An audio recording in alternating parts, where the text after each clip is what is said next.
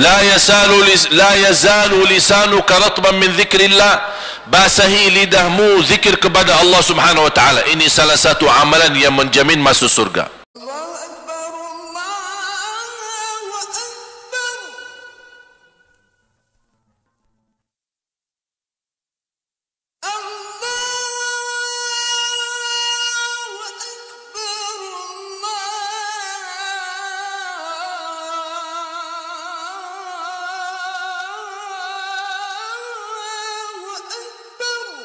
Bapak ibu jamaah sekalian dimuliakan Allah Subhanahu wa taala.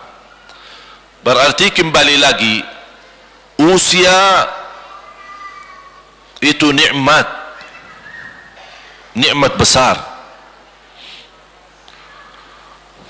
Bahagia seorang yang mampu dengan kecerdasan menaturkan waktu.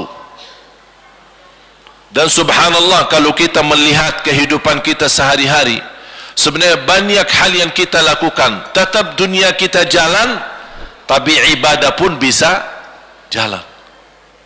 Contoh sederhana, zikir kepada Allah. Apa sih susahnya kita terus gerakkan lidah kita berzikir kepada Allah? Zikir kepada Allah tidak harus wanita dalam keadaan suci. Zikir kepada Allah tidak harus wudhu dulu. Zikir kepada Allah tidak harus menghadapi kiblah. Zikir kepada Allah tidak harus di masjid. Dimanapun kita berada, jalan kaki, di mobil, di rumah, di pas lagi masak, semua kita boleh berzikir. La yazalu lisanuka ratban min dzikrillah, basahi lidahmu zikir kepada Allah Subhanahu wa taala. Ini salah satu amalan yang menjamin masuk surga. Dengan hanya basahi lidahmu dengan zikir kepada Allah. Amalan yang paling ringan tapi pahalanya yang paling besar, itu zikir. Ringan. 2 kalimat, ringan di atas lidah, berat di atas timbangan, dicintai Allah subhanallah wa bihamdi subhanallahil azim. 2 kalimat. Tapi kalau diucapkan memang sangat mudah, ringan. Tapi kalau ditimbangan di sisi Allah, berat timbangannya, pahalanya besar. Bukan hanya berat di timbangan, tapi Allah mencintai kalimat ini. Berarti kalau kita ucapkan kalimat yang dicintai Allah, insyaAllah nanti akan Allah mencintai kita. Qul huwallahu ahad, Rasulullah SAW bersabda, man qara qul huwallahu ahad fil yawmi wal layla 10 marratin banallahu lahu baitan fil jannah. Di riwayat qasran fil jannah, sebagaimana di Musnad Imam Ahmad Hanbali, kemudian riwayat Imam Tabarani dan Baihaqi.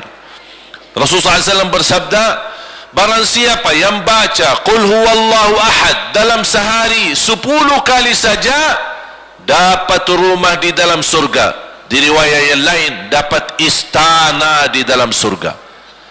Qul huwallahu ahad 10 kali.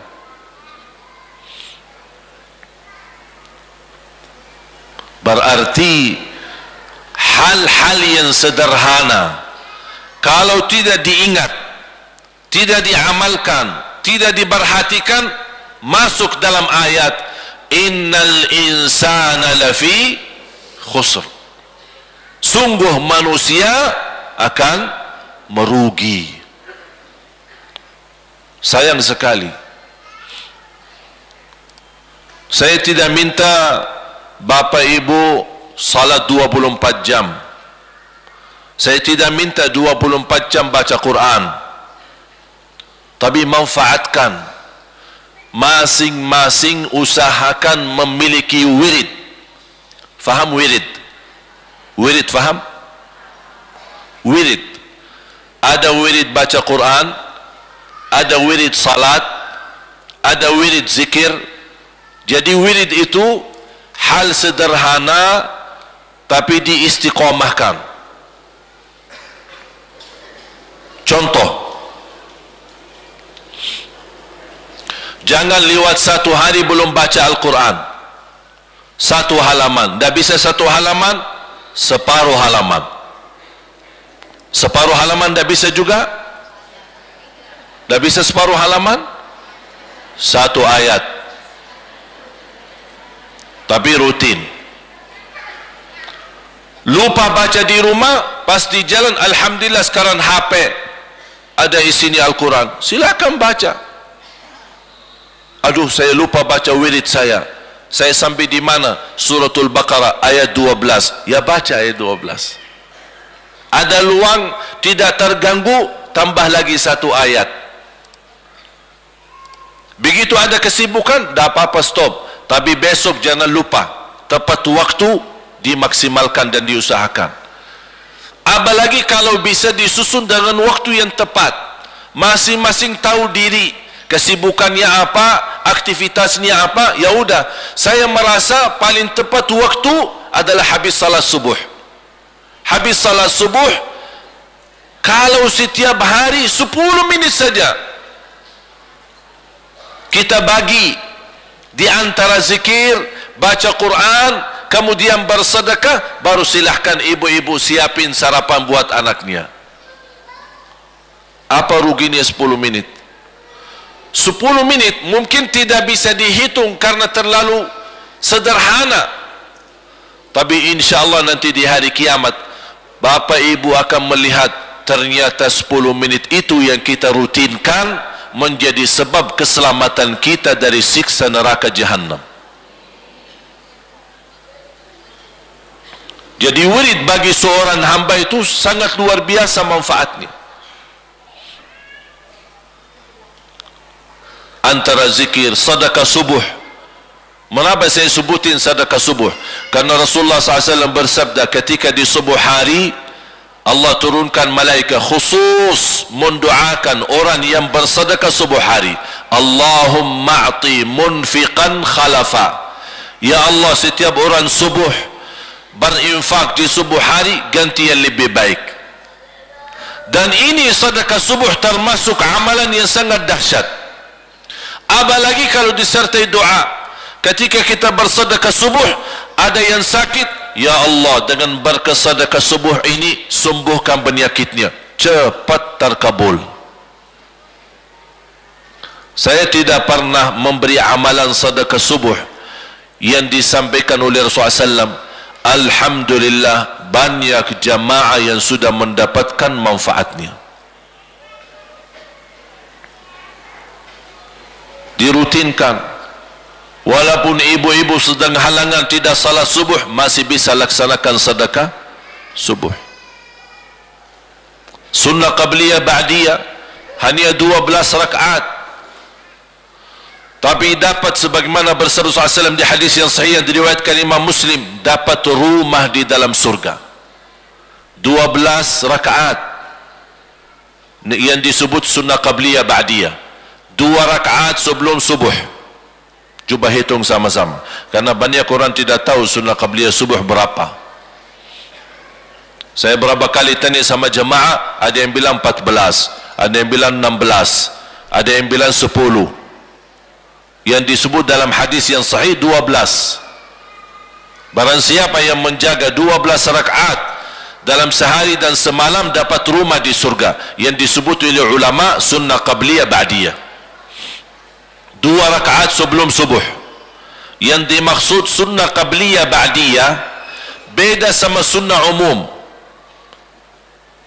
Sunnah qabliyah ba'diyah ada sunnah yang lain, itu namanya sunnah mutlak. Kalau dalam fikih disebut sunnah mutlak. Apa yang arti sunnah mutlak? Umum. Seperti apa? Duha, tahiyatul masjid, sunnah wudu, sunnah hajat, dan yang lain-lain. Itu namanya umum, tidak terkait dengan salat wajib. Tapi kalau sunnah qabliyah ba'diyah, syaratannya apa? Tidak ada sunnah qabliyah ba'diyah kalau tidak ada salat. Artinya apa? Jangan-jangan orang rutin jaga salat sunnah qabliyah ba'diyah tapi tidak salat sama sekali. Lucu ya?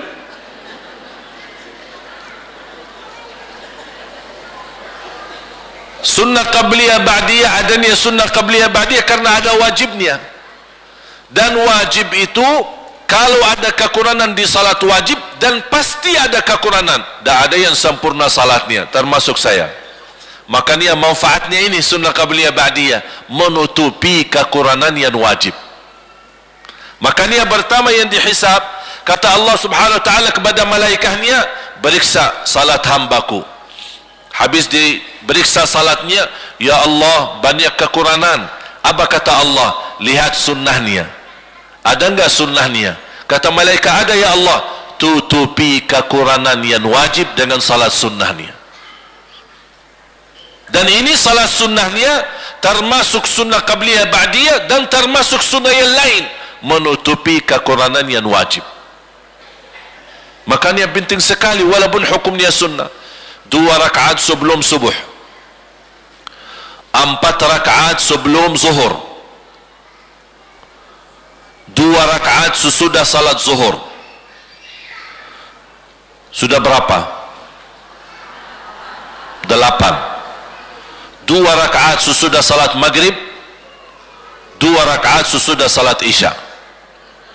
Itu yang disebut salat sunnah qabliyah ba'diyah. Di luar itu ada sunnah mutlak. Contoh, barang siapa bersabda SAW, barang siapa yang salat sebelum asar 4 rakaat dapat rahmat dari Allah, itu di luar sunnah qabliyah ba'diyah. Itu namanya sunnah umum. Ketika kita ada luang salat 4 rakaat. Kalau salat sunnah tetap 2, tidak boleh digabung. Karena Rasulullah SAW di hadis yang sahih, la tushabbihu nafilata bil faridah, tidak boleh disamakan salat wajib dengan salat sunnah. Artinya kalau ada sunnah qabliyah 4 rakaat, berarti 2 dulu baru 2 lagi. Tidak boleh disamakan dengan salat zuhur atau salat asar. Syarat sunnah qabliyah ba'diyah, pertama terlaksana salat wajib, terkait dengan salat wajib. Yang kedua sesudah azan. Tidak ada sunnah qabliyah sebelum azan. Jadi kalau belum azan, berarti kalau anda salat sunnah, itu sunnah apa? Mutlak. Sunnah apa? Mutlak. Bahasa lain di dalam fikih, nafilah. Apa itu nafilah? Ya sunnah umum. Masuk masjid belum azan, ingin salat 2 rakaat, 4 rakaat, 6 rakaat, itu semua namanya nafilah mutlak, sunnah mutlak. Begitu azan anda salat 2 rakaat, itu namanya sunnah qabliyah sesudah azan. Termasuk sunnah fajar. Sunnah fajar atau sunnah subuh atau sunnah qabliyah subuh itu sama, satu, cuma 3 nama. Sunnah fajar disebut dalam fikih sunnah fajar, disebut pula sunnah subuh, disebut juga sunnah qabliyah subuh. Kapan dilakukan? Sesudah azan subuh, sebelum salat wajib. Berarti sunnah fajar yang selama ini kita dengar, sunnah fajar sebelum azan, itu bukan sunnah fajar yang sebelum azan. Kalau belum azan, apapun anda salat, itu semua termasuk salat malam, dihitung sebagai salat malam. Nawaitu salat taubat kah, nawaitu salat hajat kah, nawaitu salat apa saja, sama disebut di bawah kata umum salat malam. Karena tidak ada istilah imsak dari salat malam. Faham gak imsak? Kalau lagi puasa kan biasa imsak kan sebelum. Kalau salat malam tidak ada imsaknya. Kapan berhenti salat malam? Kalau dengar azan. Misal ini lagi salat, pas rakaat kita udah mulai Allahu Akbar salat malam, kita lagi sudah 2 rakaat.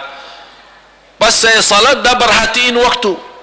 Ketika saya lagi salat terdengar azan subuh, saya masih salat, langsung dilanjutkan, habiskan, tidak apa-apa. Bahkan ada satu hadis yang sahih, salatul laili mathna fa in khashiya ahadukum as-subha falyutir. Salat malam 2 dan barang siapa yang kekhawatiran masuk waktu subuh, segera tutup dengan witir. Ini bagi orang yang salat malam di terakhir di ujung. Sudah faham? Jelas? Nyambung? Masuk? Alhamdulillah.